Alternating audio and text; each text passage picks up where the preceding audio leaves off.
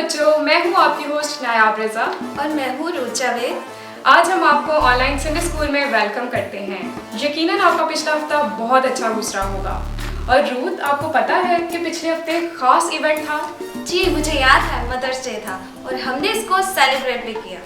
तो यकीनन बच्चों, मुझे उम्मीद है कि आपने भी अपनी मदर्स को बहुत ही अच्छा गिफ्ट दिया होगा और साथ ही साथ आप संडे स्कूल के नए एपिसोड का इंतजार कर रहे होंगे। तो चलिए अपने प्रोग्राम का आगाज दुआ से करते हैं।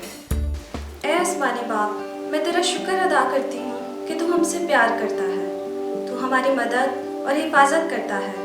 आज के इस प्रोग्राम को भी तू बच्चों के लिए बड़ी खुशी और बरकत का बायस बनाना, मसीह यीशु के नाम में आमीन। बच्चों, क्या आपको एक्टिविटी करना पसंद है? मुझे तो बहुत पसंद है। तो आइए मिलकर फन एक्टिविटी करते हैं।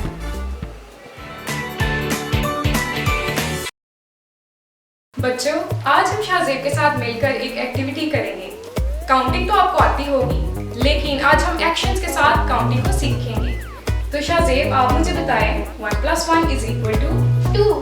एक्शंस के साथ 1 + 1 = 2। तो बच्चों, आप इस एक्टिविटी को घर में भी कर सकते हैं। 2 + 2 = 4। एक्शंस के साथ हमें बताएं 2 + 2 = 4। 4 + 4 = 8। है ना मजेदार एक्टिविटी? आप इस काउंटिंग वाली एक्टिविटी को अपने बहन भाइयों और दोस्तों को भी जरूर सिखा सकते हैं। तो चलते हैं बच्चों के पसंदीदा सेगमेंट एक्शन सॉन्ग की तरफ, जिसमें हम शायर और समरना के साथ मिलकर आज का गीत सीखेंगे।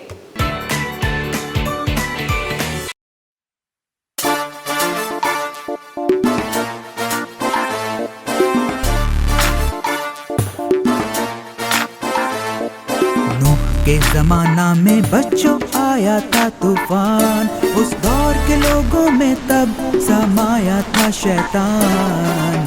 के जमाना में बच्चों आया था तूफान, उस दौर के लोगों में तब समाया था शैतान। के जमाना में बच्चों आया था तूफान।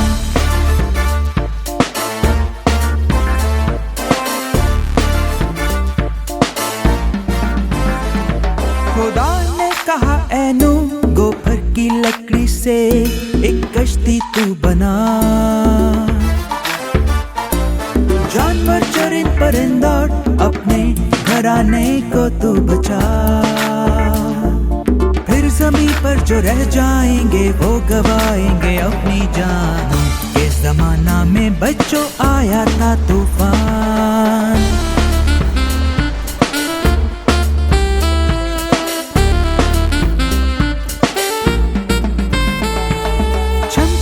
छम बारिश बरसी 40 दिन और 40 रात। मुंह पर जो हंसते थे मलते रह गए वो अपने हाथ। दरवाजा था तब बंद, कश्ती का मिट गए सब इंसान। के जमाना में बच्चों आया था तूफान।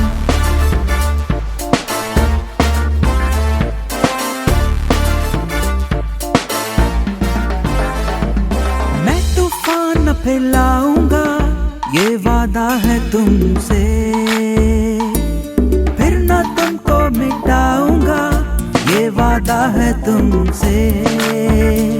ये कौसे कज़ा अहद है तुम्हारे और मेरे दरमियान। के जमाना में बच्चों आया था तूफान, उस दौर के लोगों में तब समाया था शैतान। के जमाना में बच्चों आया था तूफान। के जमाना में बच्चों आया था तूफान। के जमाना में बच्चों आया था तूफान। के जमाना में बच्चों आया था तूफान।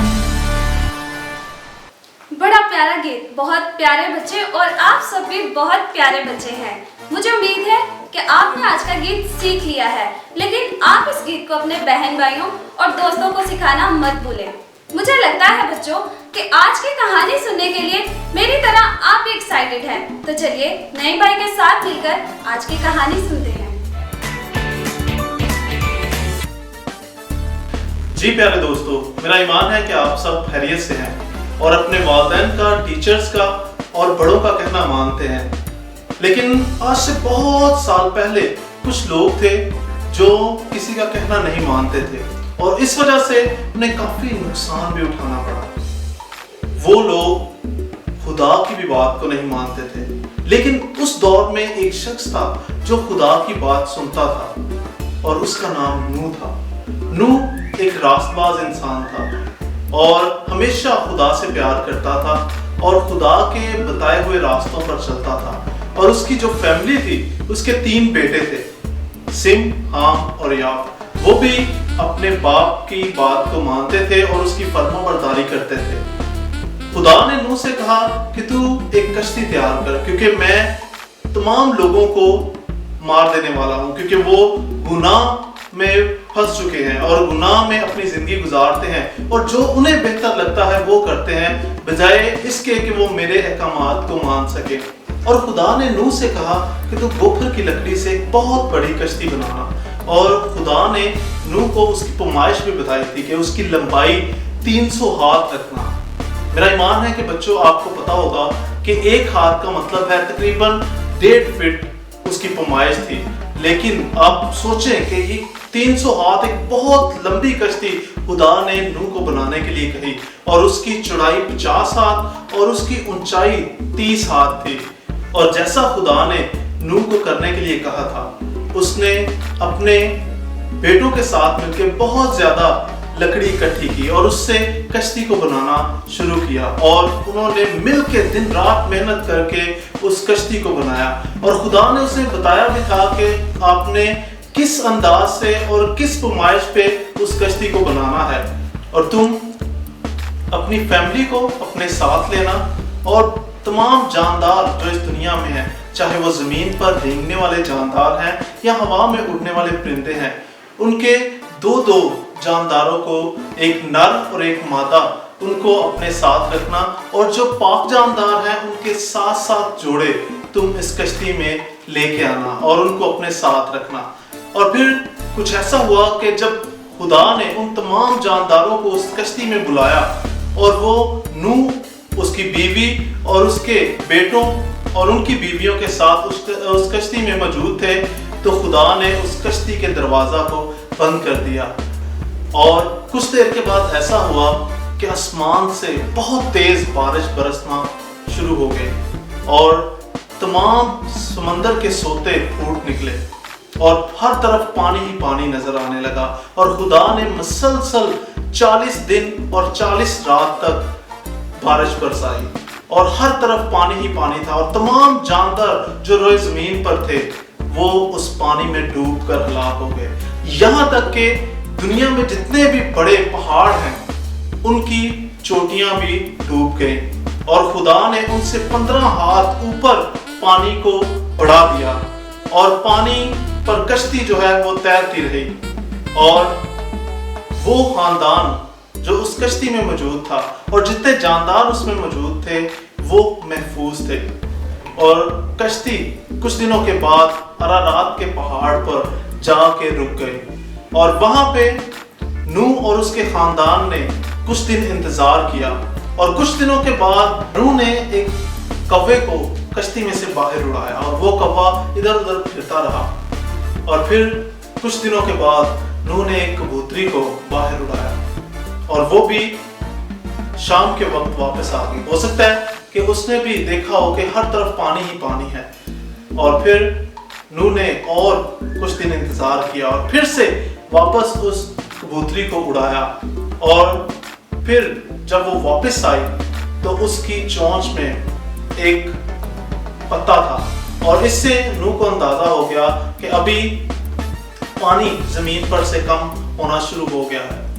और कुछ दिनों के बाद फिर से नूह ने उस कबूतरी को बाहर उड़ाया और अब वो वापस ना आई और नूह को अंदाजा हो गया कि अब जमीन पर से पानी कम होना शुरू हो गया है। कुछ दिनों के बाद खुदा ने नूह से कहा कि मैंने इस जमीन पर से पानी को खत्म कर दिया है, अब तुम इस कश्ती से बाहर आ सकते हो और जितने जानदार इसमें मौजूद हैं उनको भी बाहर निकाल सकते हो। और जब नूह ने ये देखा कि खुदा ने उनको महफूज रखा और तमाम जानदार भी उसने जो उनके साथ थे महफूज हैं, तो उन्होंने खुदा की शुक्रगुजारी की। तो नूह को खुदा ने कहा कि अब तुम अपने ख़ानदान को, जिसमें तुम्हारी बीवी, तुम्हारे 3 बेटे और उनकी बीवियां हैं, उनको और तमाम जानदार जो उस कश्ती में मौजूद हैं, उनको बाहर लेके आओ। और जब वो बाहर आए तो उन्होंने खुदा के लिए एक मस्बा बनाया और खुदा के लिए कुर्बानी दी।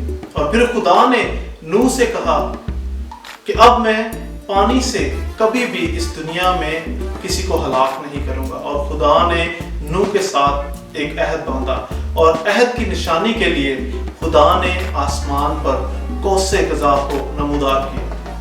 कि कौसे कज़ा हम देखते हैं अक्सर बहुत ज्यादा बारिश होने के बाद भी कौसे कज़ा आती है, वो खुदा के उस अहद की याद दिलाती है जो उसने नूह के साथ बांधा था। जी बच्चों, जैसा कि कहानी में हमने देखा कि नूह ने खुदा की फरमाबरदारी की थी और जिन लोगों ने खुदा की और नूह की बात को नहीं माना वो इस दुनिया से हलाक हो गए। जब हम भी अपने बड़ों का, टीचर्स का कहना नहीं मानते तो हमें भी नुकसान उठाना पड़ता है। और अगर हम खुदा के साथ और वालिदैन के साथ वफादार रहें और उनकी फरमाबरदारी करें तो खुदा हमें बहुत सरफराज करता है। खुदा आप सबको बड़ी बरकत दे।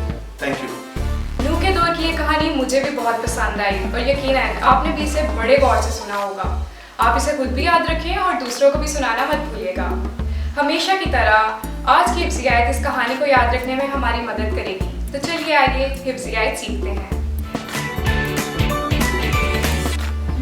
बच्चों, आप तो बहुत प्यारे लग रहे हैं और आप सबने बहुत कलरफुल कपड़े पहने हुए हैं और ये आपके हाथ में भी मुझे कुछ नजर आ रहा है और इस पे तो बड़ी खूबसूरत आयत लिखी हुई है।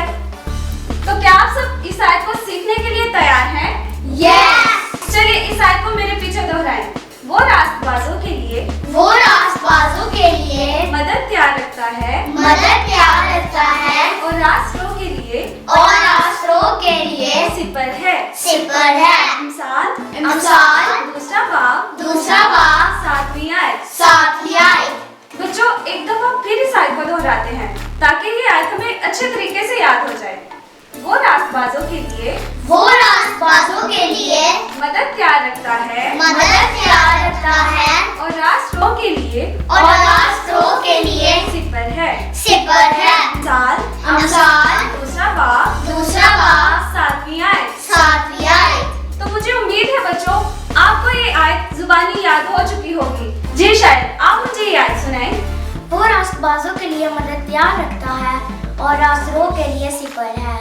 अमसाल दूसरा बाब 7वीं आयत। शाबाश शायद, गॉड ब्लेस यू। बच्चों ने बहुत ही खूबसूरत अंदाज से इस हिफ्ज़ी आयत को सीखा। यहाँ रास्तों का मतलब दुरुस्त राह या सच्चाई पर चलने वाला और सिपर का मतलब पनाहगाह है।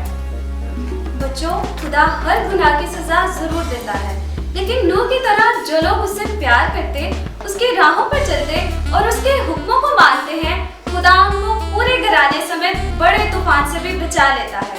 खुदा ने यीशु मसीह की सलीबी कुर्बानी के जरिए हमें भी एक राह बता दिया है।